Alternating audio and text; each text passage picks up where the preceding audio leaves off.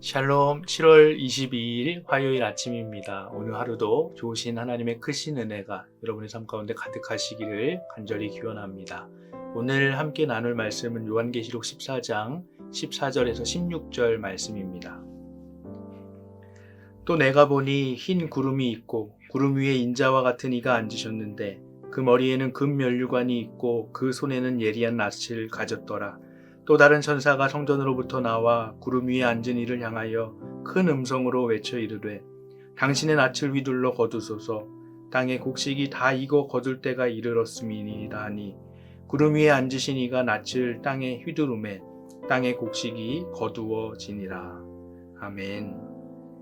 영화나 드라마에서 극적인 반전을 통한 주인공의 성공을 볼 때 카타르시스를 느끼곤 합니다. 스포츠 경기에서도 그렇죠.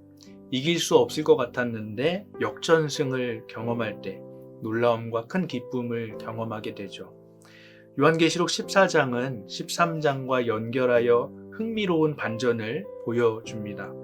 세상을 압도하는 것처럼 보이는 짐승의 권세에 교회의 공동체가 패한 것처럼 보였지만 오늘 본문 말씀은 반전을 통해서 교회 공동체와 짐승의 추종자들의 대조적인 모습과 결말을 분명하게 보여줍니다. 짐승의 세력에 의해 고난받던 하나님의 백성들은 영원한 안식을 얻고 반대로 하나님을 대적하며 교회를 핍박하는 바벨론과 짐승의 추종자들은 영원한 심판을 받게 됩니다. 다 읽지 않았지만 오늘 큐티 본문 요한계시록 14장 14절에서 20절의 말씀은 우리에게 때가 되면 하나님의 심판이 반드시 이루어지게 됨을 두 개의 환상을 통해서 보여줍니다. 함께 읽은 14절에서 16절은 인자 같으니 다시 말해 예수 그리스도가 예리한 낯을 들고 곡식을 추수하는 환상을 보여주고 이후 17절에서 20절은 다른 천사가 역시 예리한 낯을 들고 포도송이를 걷어서 하나님의 진노의 포도즙 틀에 넣고 밟는 그런 환상을 보여줍니다. 이 두 환상에 대한 해석은 여러 가지로 나뉩니다.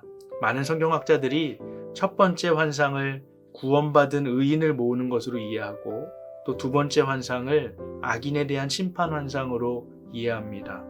왜냐하면 14절에서 16절 말씀에는 심판을 이야기하는 것으로 볼 수 있는 명확한 어떤 표현이 나오지 않기 때문입니다. 또 신약 성경에서 많은 경우에 추수의 개념은 의인을 하나님의 나라로 모으는 것으로 묘사되기 때문입니다. 그러나 종말론적인 추수의 개념은 선택받은 자들을 모으는 데만 국한되지는 않죠. 알곡과 가라지의 비유를 보게 되면 불태우기 위해서 악인들을 모으는 것 또한 포함됩니다. 또 구약 성서의 많은 곳에서 추수는 악인에 대한 심판을 상징합니다. 특별히 성경학자들은 오늘 이 두 환상에 관한 말씀이 요엘 3장 13절 말씀을 인유하고 있는 것으로 봅니다. 요엘 3장 13절 말씀은 이렇게 말합니다.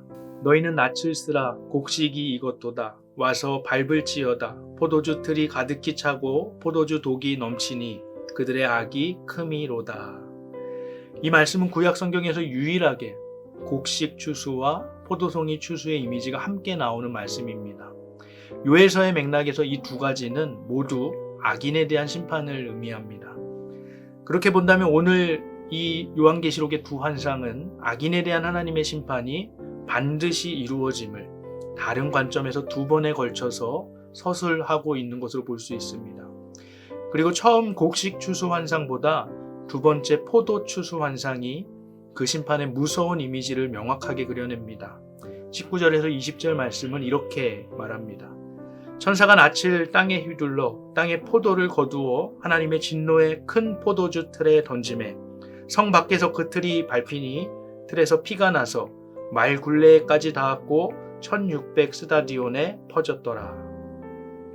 성경시대의 포도는 여물통 안에서 발로 밟았는데 이 통에 달린 관이 아래에 놔둔 포도즙을 모으는 그릇과 연결되어 있습니다.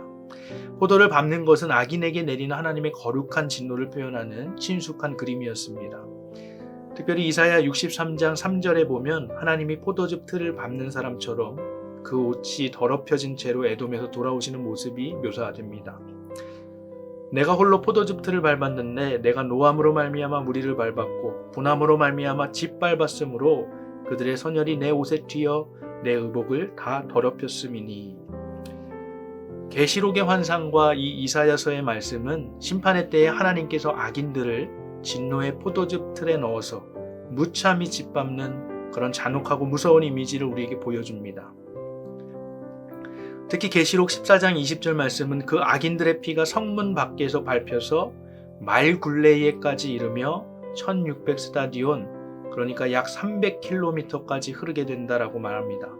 이것은 악인들의 피가 온 땅에 흘러서 피의 욕조를 이루게 되리라는 그런 이미지를 우리에게 보여줍니다. 그만큼 하나님의 마지막 심판의 무서운 모습을 우리에게 보여주는 것이죠. 앞에서 말했듯이 오늘 14장 말씀은 13장 말씀과 연결해서 이해할 때 완벽한 반전을 우리에게 보여줍니다. 지금은 하나님의 백성 공동체가 패배하는 것처럼 보입니다. 그러나 하나님의 심판은 반드시 임하되 무섭게 임할 것입니다. 그때가 되면 믿는 자들을 핍박했던 모든 짐승의 세력은, 바벨론의 세력은 하나님의 무서운 심판을 결코 피할 수 없을 겁니다. 그러므로 사랑하는 여러분, 오늘 예수를 따라 살아가는 우리 삶 속에 어떤 역경과 어떤 고난이 있든지 끝까지 신실하게 믿음의 길을 걸어가시기를 바랍니다. 또 바라기는 오늘 이 하루 반드시 이루어질 하나님의 그 심판 앞에서 우리의 삶을 점검하며 세월을 아끼며 하나님 나라의 증인의 삶을 감당하는 저와 여러분들 되시기를 주님의 이름으로 축원합니다. 이 시간 함께 주기도문으로 기도하겠습니다. 하늘에 계신 우리 아버지여, 이름이 거룩히 여김을 받으시오며 나라가 임하시오며 뜻이 하늘에서 이루어진 것 같이 땅에서도 이루어지이다.